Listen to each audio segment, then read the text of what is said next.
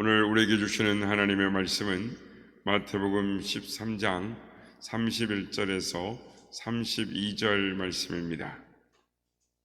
마태복음 13장 31절에서 32절의 말씀을 우리 다 같이 함께 한 목소리로 합독하겠습니다. 시작. 또 비유를 들어 이르시되 천국은 마치 사람이 자기 밭에 갖다 놓은 겨자씨 한 알 같으니 이는 모든 씨보다 작은 것이로되 자란 후에는 풀보다 커서 나무가 되매 공중의 새들이 와서 그 가지에 깃들이느니라. 아멘.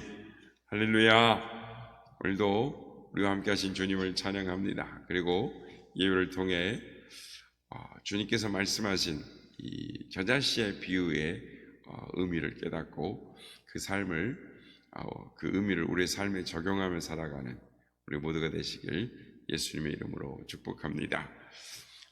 예수님의 이 비유를 읽다 보면, 이 복음서를 읽다 보면은 예수님은 일상의 사건들을 하나의 이 하나님의 사건으로 만들고 계시는 것을 볼 수가 있습니다. 그러니까 무엇보다도 자연 만물들을, 이 현상들을 이 비유로 말씀하시면서 이 하나님의 사건들을 말하는데 그 중에 하나가 이 천국 비유인 것입니다. 사랑하는 여러분, 이 천국은 무엇일까요? 하나님 나라입니다. 하나님이 다스리시는 나라, 하나님이 왕이 되시는 나라가 이 천국입니다. 예수님은 하나님의 나라, 천국을 동물과 식물을 이용해서 가르쳐 주십니다. 예수님은 이 겨자씨를 예로 들어서 하나님의 나라를 말씀하셨습니다. 여러분, 천국 하면 어떤 생각이 떠오르십니까? 아름답고 크고 멋진 곳을 생각하지 않습니까? 그러나 예수님 말씀에 보면 하나님의 나라는 크고 거대한 것이 아니다라고 말씀을 하십니다. 아마도 이 제자들도 예수님의 천국 비유를 들으면서 기대를 했을 것입니다. 하나님의 나라는 거대하지 않을까? 웅장하지 않을까? 지금 유대를 식민지에 통치하고 있는 이 로마 제국을 무너뜨릴 만한 크고 거대한 제국, 즉 역사의 이 전환을 기대하면서 예수님의 이 천국 비유를 들었을 것입니다. 그래서 들으면서 땅이 흔들리는 이 굉음, 웅장한 어떤 변화, 그런 어떤 충격, 이런 걸 꿈을 꾸면서 예수님의 하늘나라, 천국에 대해서 말씀했을 때 그 비유를 들었을 것입니다. 그런데 예수님의 비유를, 천국에 대한 비유를 들었는데 거대한 것이 아니라 가장 작은 것, 보이지 않는 것, 그곳에 하나님의 나라가 이루어져 간다, 이루어져 있다, 이렇게 말씀을 하신 것입니다. 오늘 보면 23절 말씀입니다. 이는 모든 씨보다 작은 것이로되 자란 후에는 풀보다 커서 나무가 되매 공중의 새들이 와서 그 가지에 깃들이느니라. 여기서 작은 것, 그것은 겨자씨를 말합니다. 이 겨자씨는 어떤 씨보다도 작은 씨를 말합니다. 그래서 유대인들이 이해하는 이 겨자씨, 그러니까 성경과 유대 랍비 문헌에 보면은 가장 작은 것을 표현할 때 이 겨자씨를 예를 들어서 랍비들이 이야기를 했다는 것이죠. 그러니까 이 겨자씨라는 것이 직경이 1mm도 안 됩니다. 그리고 이 무게는 1mg도 안 됩니다. 그러니까 아주 보일 듯 말 듯한 작은 단위, 유대에서 설명할 때 아주 작은 거를 겨자씨, 그러니까 제자들도 이해를 할 때, 유대인들도 이해할 때 겨자씨 그러면 뭐 어떤 것, 이렇게 통념적으로 이해를 하고 있었다라는 것입니다. 그런데 이 작은 씨앗이 자기 밭에 정원에 떨어지면 그 떨어진 식물 가운데, 씨앗 가운데 가장 크게 자라나서 1m, 2m, 3m까지 자라나는 것입니다. 그래서 새들이 깃들 만큼 가지가 커지는 것이죠. 또 사람이 뜨거운 태양볕을 가리기 위해서 찾는 그늘을 찾는 장소로도 변한다, 이용된다라는 것입니다. 예수님은 하나님의 나라는 보이는 것이 아니라 보이지 않는 곳에서, 큰 것이 아니라 작은 것에서부터 시작된다, 시작하고 있다라고 말씀을 하는 것입니다. 우리의 생각과는 좀 너무 다른 것이죠. 우리는 되게 큰 것을 좋아하지 않습니까? 그리고 작은 것은 좀 우습게 여기는 경향이 있는데, 실제로 우리는 작은 것을 경험할 때 실망하는 경향이 있습니다.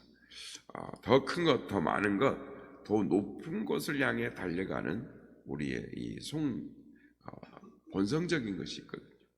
그래서 우리에게 이 작은 것이 주어지면 아주 의기소침해하는 것입니다. 자신감을 잃어버리는 것입니다. 새로운 도전을 하려고 하는 것이 아니라 작은 것에 그냥 포기하고 주저앉아 버리려고 하는 경향이 있다라는 것입니다. 이런 마음이 드러나는 사건이 구약에 있습니다. 모세가 약속의 땅 가나안에 들어가기 전에 마지막으로 12명의 정탐꾼을 가나안에 들여보냅니다. 그런데 그곳에 갔다 온 이 정탐꾼 10명이 이렇게 보고를 합니다. 우린 너무나 작습니다. 저 가나안인들은 장군처럼 아낙 족속처럼 굉장히 거대합니다. 그들 앞에 보니 우리 자신은 메뚜기 같습니다, 벌레 같습니다, 이렇게 말했단 말이에요. 자존감이 완전히 결여된 말을 한 것입니다.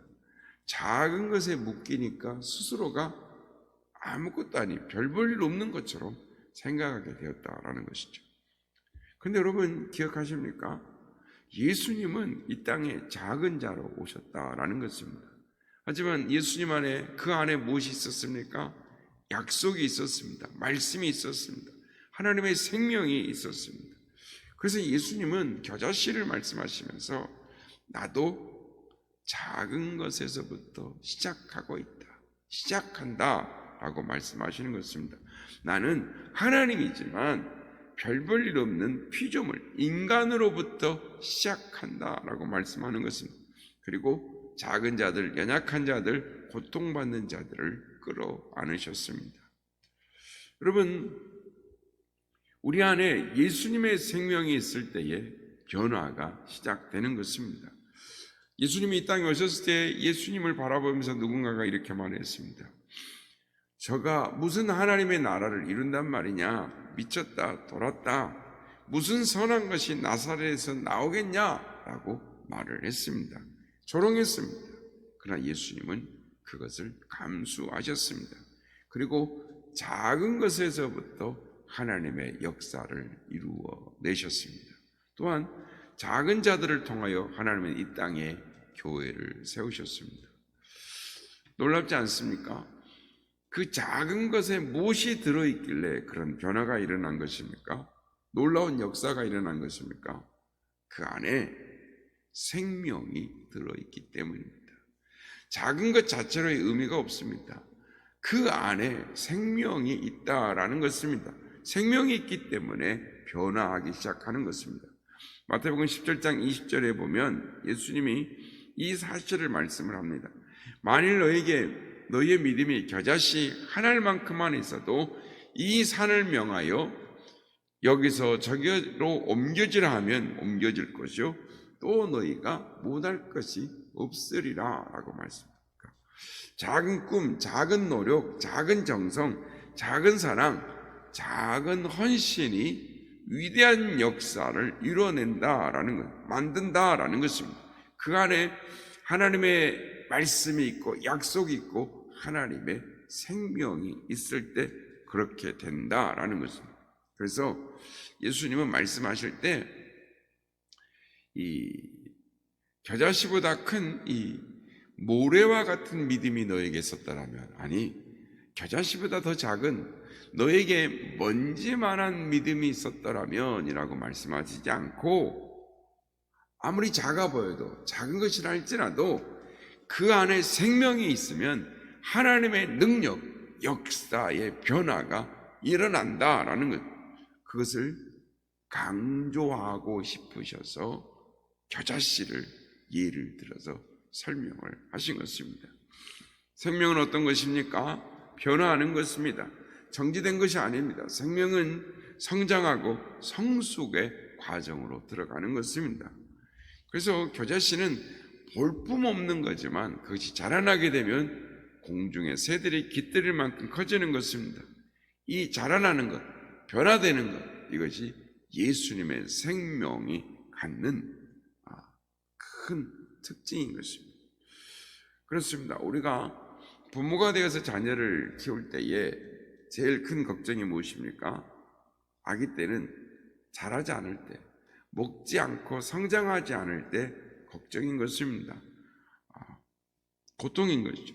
5살짜리는 5살짜리 다워야 하고 10살짜리는 10살짜리 다워야 하고 15살짜리는 청소년 다워야 하고 청년은 늠름하게 자라날 때 그 과정을 옆에서 보는 부모의 마음이 얼마나 흐뭇하고 기쁘지 않습니까? 그런데 그것이 제대로 되지 않을 때 부모의 마음에 근심과 걱정이 되는 것입니다.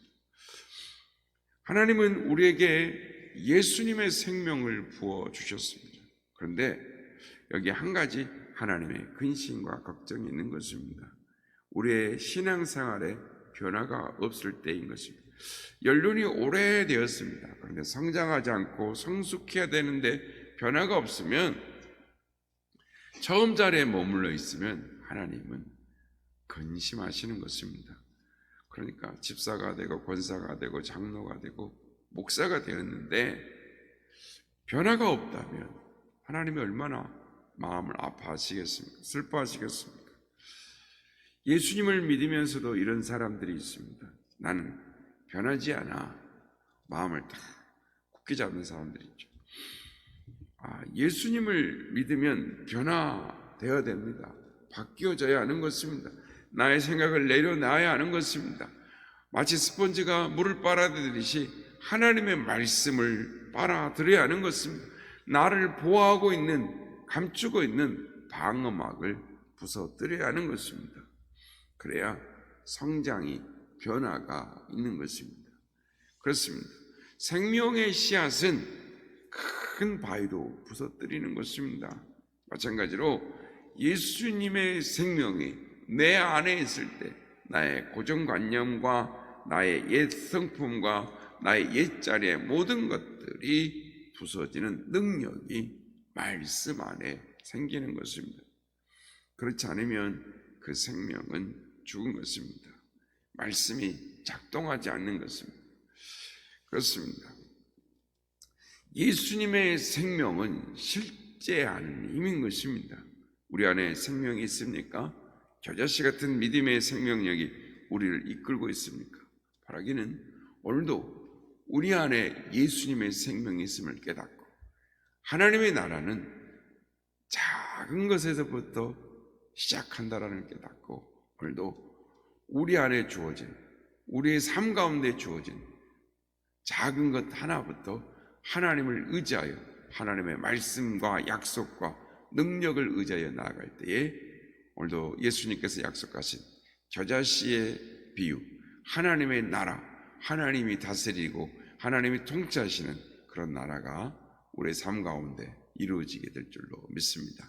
그래요, 하나님이 기뻐하시는, 하나님이 칭찬하시는 믿음의 사람들이 다 되시기를 예수님의 이름으로 축복합니다.